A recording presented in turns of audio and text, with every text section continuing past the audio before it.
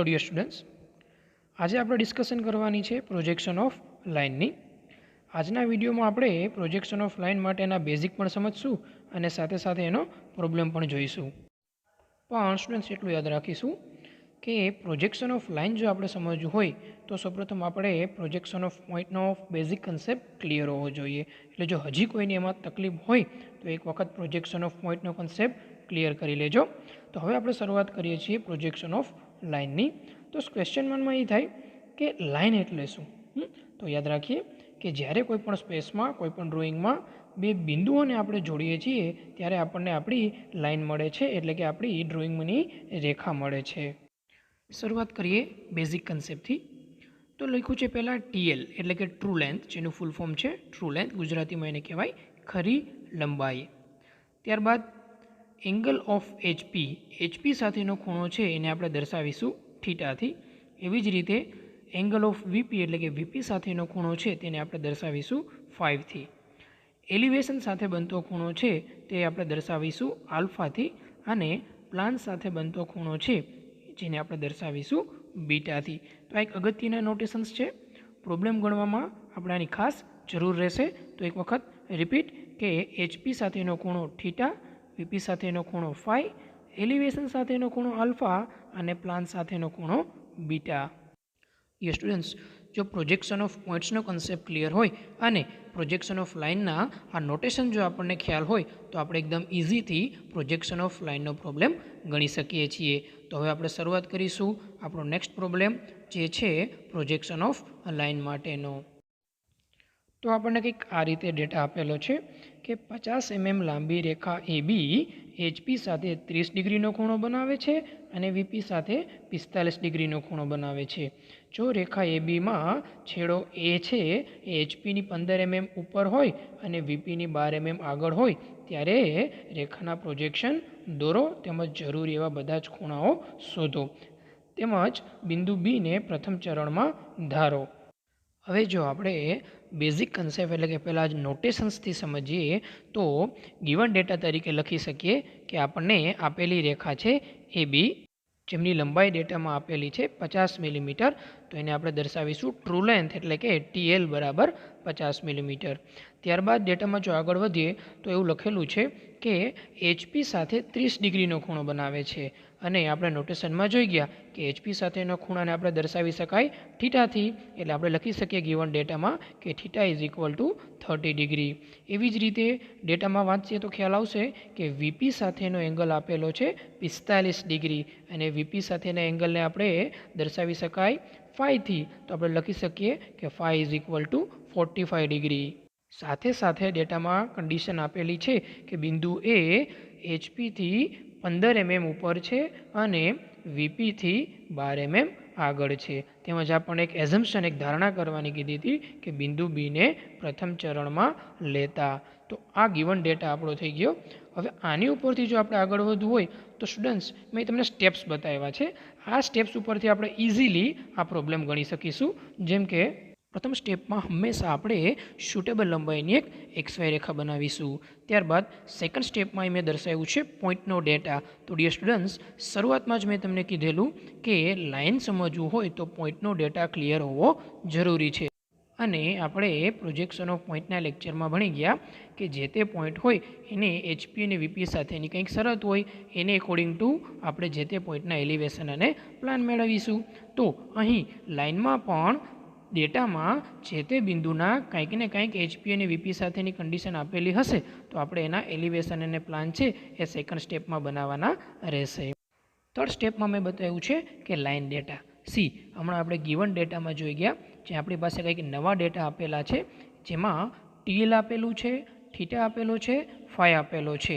તો આ જે પર્ટિક્યુલરલી લાઇન માટેના ડેટા છે એને આપણે આપણા પ્રોબ્લેમમાં પ્લોટ કરવાના છે, ડાયાગ્રામમાં પ્લોટ કરવાના છે, જે સ્ટેપ નંબર 3 રહેશે. અને આ 3 સ્ટેપ પછી લાસ્ટ સ્ટેપમાં બતાવ્યું છે પ્રોસેસ, એટલે કે હમણાં આપણે વિડીયોમાં જોઈશું કે આ પ્રોસેસ કઈ રીતે થાય અને તેની મદદથી આપણે એલિવેશન, પ્લાન મેળવવાના છે અને ડેટામાં કીધું છે મુજબ જરૂરી એવા બધા જ એંગલ મેળવવાના છે. તો હવે આપણે શરૂઆત કરીએ અને આપણું ફર્સ્ટ સ્ટેપ એટલે કે સુટેબલ લંબાઈની એક XY રેખા, જે તમે વિડીયોમાં જોઈ શકો છો. સેકન્ડ સ્ટેપથી શરૂઆત કરીએ તો પોઈન્ટનો ડેટા, અને આપણને અહીં આપેલું છે કે બિંદુ એ HPની 15 mm ઉપર છે.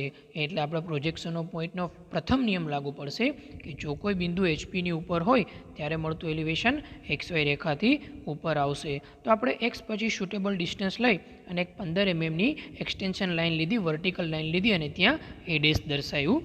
સાથે સાથે પોઈન્ટ એની VP સાથેની કન્ડિશન છે કે પોઈન્ટ એ VPની 12 mm આગળ છે. તો અહીં આપણો પ્રોજેક્શનનો પોઈન્ટનો નિયમ નંબર 4 લાગુ પડશે કે જો કોઈ બિંદુ VPની આગળ હોય ત્યારે મળતો પ્લાન XY રેખાની નીચે આવશે.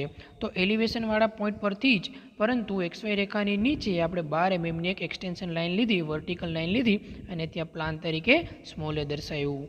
અને હવે આપણે સ્ટાર્ટ કરીશું આપણું સૌથી અગત્યનું અને થર્ડ સ્ટેપ, જે છે લાઇન ડેટા.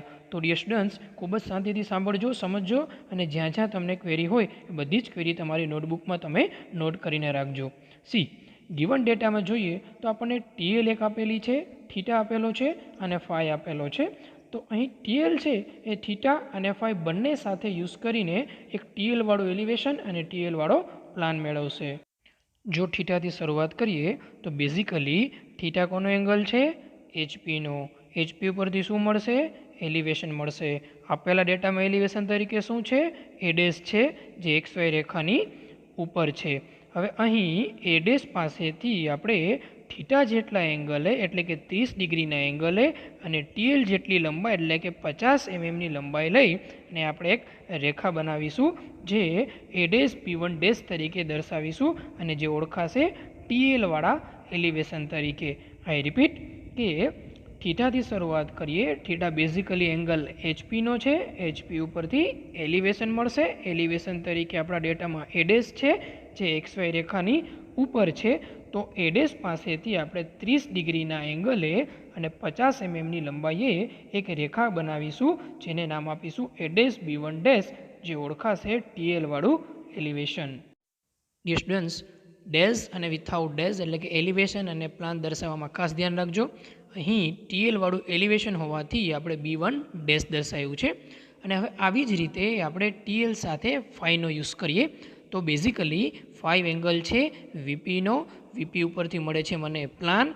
આપેલા ડેટામાં પ્લાન તરીકે છે સ્મોલ a, જે XY રેખાની નીચે છે.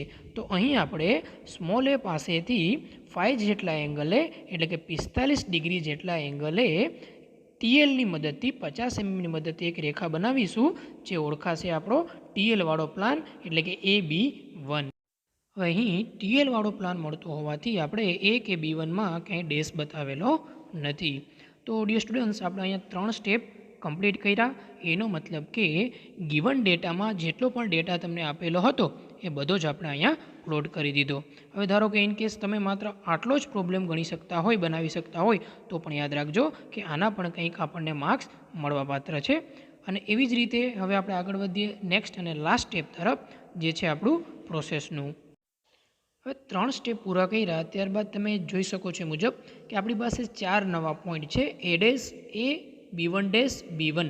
તો ફોર્થ સ્ટેપમાં સૌપ્રથમ આપણે કામ કરવાની લોકસ લાઇન લેવાની, રેફરન્સ લાઇન લેવાની, કે 3 સ્ટેપ પછી જેટલા તમને નવા પોઈન્ટ મળેલા છે એ બધી જ જગ્યાએથી આપણે એક સુટેબલ લંબાઈની લોકસ લાઇન બનાવશું, જે તમે B1' જોઈ શકો છો.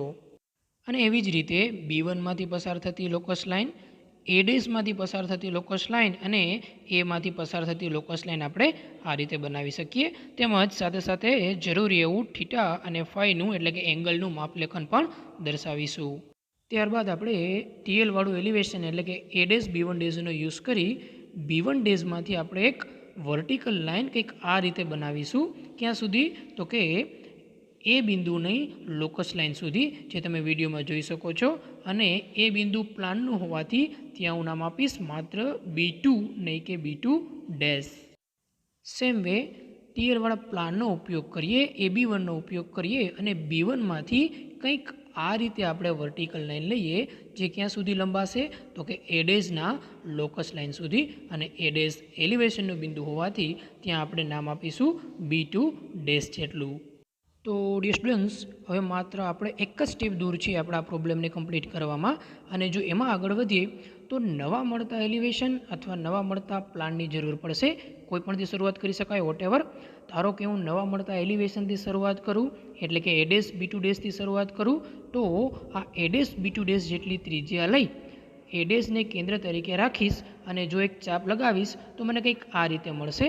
અને જો આ ચાપ B1' લોકસ લાઇનમાં જ્યાં ઇન્ટરસેક્ટ કરે છે ત્યાં આપણે B' તરીકે નામ આપીએ અને A' થી B' જો જોડી દઈએ તો આ રીતે તૈયાર થતું A', છે એ આપણું જરૂરી એલિવેશન થશે. એ જ રીતે નવા મળેલા પ્લાનથી જો આગળ વધીએ, એટલે કે AB2 જેટલી ત્રિજ્યા લઈ એને કેન્દ્ર તરીકે રાખી અને જો કંઈક સરસ મજાની ચાપ આપણે લગાવીએ તો આપણને કંઈક આ રીતે મળશે. અને જો આ ચાપ છે એ B1 પોઈન્ટના લોકસ લાઇનમાં જે ઇન્ટરસેક્ટ કરે છે ત્યાં આપણે પોઈન્ટ B નામ આપી દઈએ અને A થી B ને જો જોડી દઈએ તો આ રીતે મળતું AB છે તમે સમજી જ ગયા હશો કે આપણો જરૂરી પ્લાન બની જશે. હવે જો સ્ટુડન્ટ્સ આપણે બેઝિક કન્સેપ્ટ યાદ કરીએ તો એમાં આપણે જોઈ ગયા મુજબ કે પ્રોજેક્શન ઓફ લાઇનમાં ટોટલ 4 એંગલ મળે છે આપણને. HPનો એંગલ થીટા, VPનો angle phi, elevation angle alpha અને પ્લાન એંગલ બીટા. અહીંયા આપણે થીટા અને ફાઈ આપેલા હતા તો એલિવેશન એંગલ આલ્ફા અને પ્લાન એંગલ બીટા મૂકીએ. તો સૌપ્રથમ એલિવેશન તરીકે તમે જુઓ તો આપણને મળે છે A', B'. તો A', B'નો A' રેફરન્સ લાઇન સાથેનો એંગલ અથવા B' રેફરન્સ લાઇન સાથેનો એંગલ ઓળખાશે આલ્ફા તરીકે. અને એવી જ રીતે પ્લાન તરીકે છે આપણી પાસે AB. તો ABનો Aની રેફરન્સ લાઇન સાથેનો એંગલ અથવા તો Bની રેફરન્સ લાઇન સાથેનો એંગલ ઓળખાશે બીટા તરીકે. તેમજ અહીં આપણને ડેટામાં પણ કીધેલું છે કે જરૂરી એવા બધા જ ખૂણાઓ શોધો. તો યાદ રાખશું કે થીટા અને ફાઈ આપેલો હોય તો એનો મતલબ આપણે આલ્ફા અને બીટા મેળવવાના છે. સાથે સાથે ડેટામાં એવું કીધેલું કે એલિવેશન પ્લાન મેળવો એટલે કે રેખાના પ્રોજેક્શન દોરો. તો સિમ્પલી તમારે અહીંયા આન્સરની સમરી પણ લખવાની રહેશે. લખી શકાય કે એલિવેશન A', B' જે તમને મળે છે એ તમારે માપી લેવાનું, મેઝરમેન્ટ કરી લેવાનું અને આન્સરમાં લખવાનું કે આટલા mm. એવી જ રીતે પ્લાન AB માપી એ પણ આપણે આન્સરમાં દર્શાવીશું. સાથે સાથે એલિવેશન એંગલ આલ્ફા બરાબર કેટલા ડિગ્રી મળે છે અને પ્લાન એંગલ બીટા તરીકે કેટલા ડિગ્રી મળે છે. ઓકે, તો ડિયર સ્ટુડન્ટ્સ, આજનો આપણો આ લેક્ચર છે પ્રોજેક્શન ઓફ લાઇન વિશેનો, કે જેમાં આપણે બેઝિક વાત પણ કરી અને સાથે સાથે એક પ્રોબ્લેમ પણ જોયો છે. એને આપણે અહીંયા પૂર્ણ કરીએ છીએ. આઈ હોપ કે તમને બધાને આ સમજાઈ ગયું હશે. તો મળીશું પાછા કોઈ નવા લેક્ચરમાં નવા ટોપિક સાથે. Have a great day.